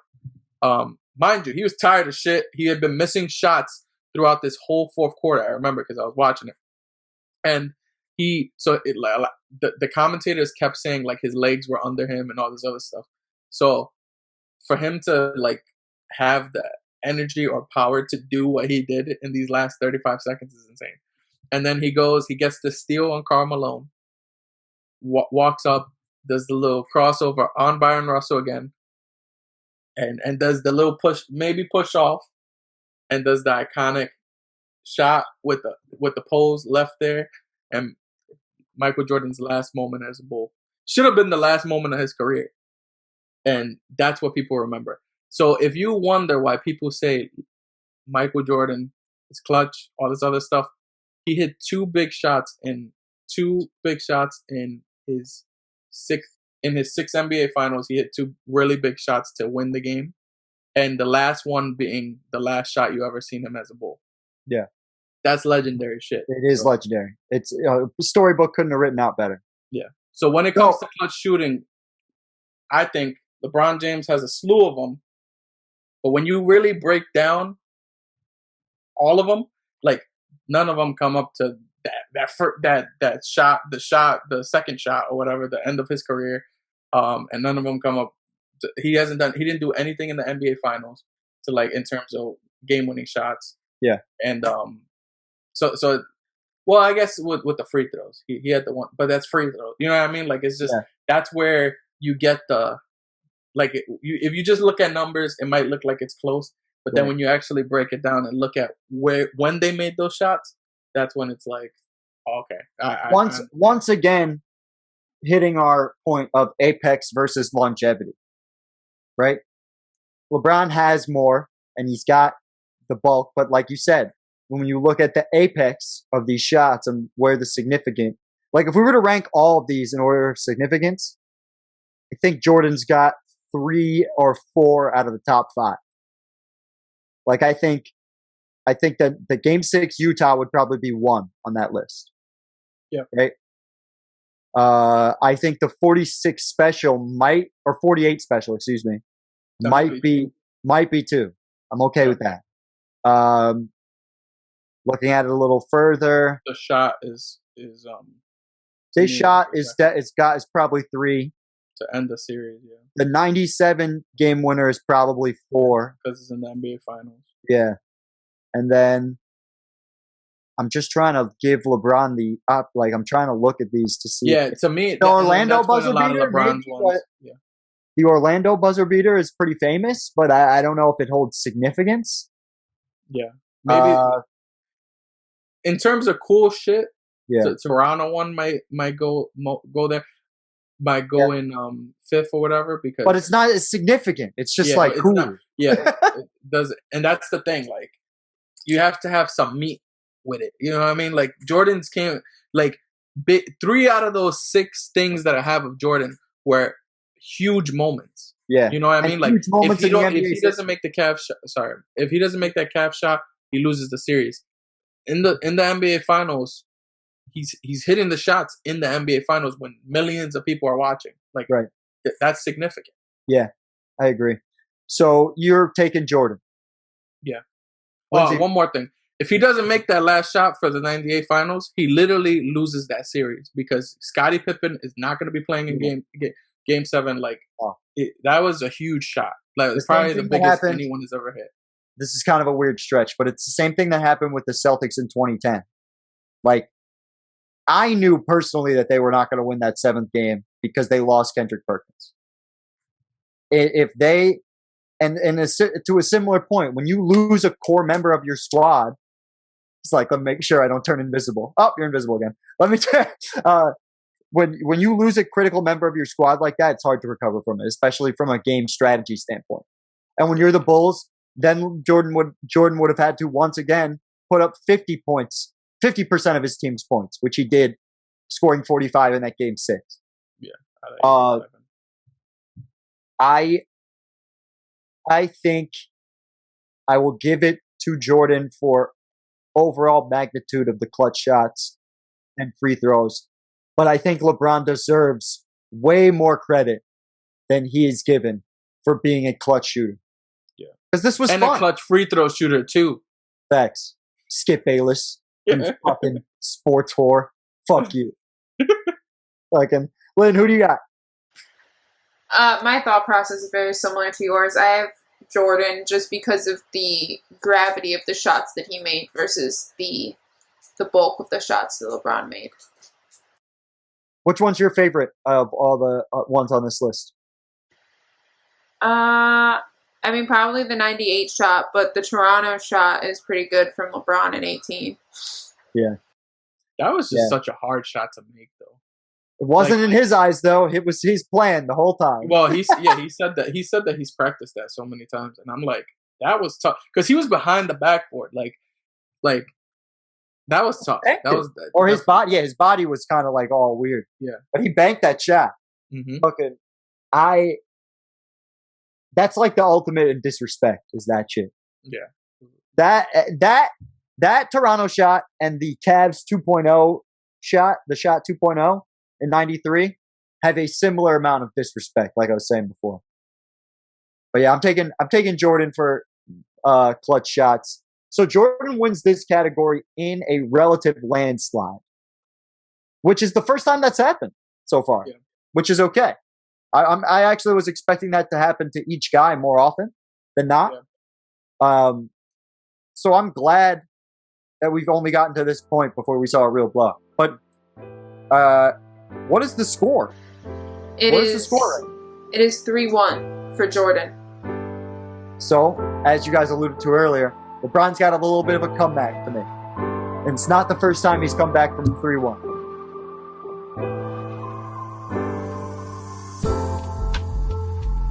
Hey guys, if you like what you heard, be sure to check out our YouTube channel. Just type in Apex Greatness on YouTube to see everything we put out this year. From legacy breakdowns to current NBA and NFL content.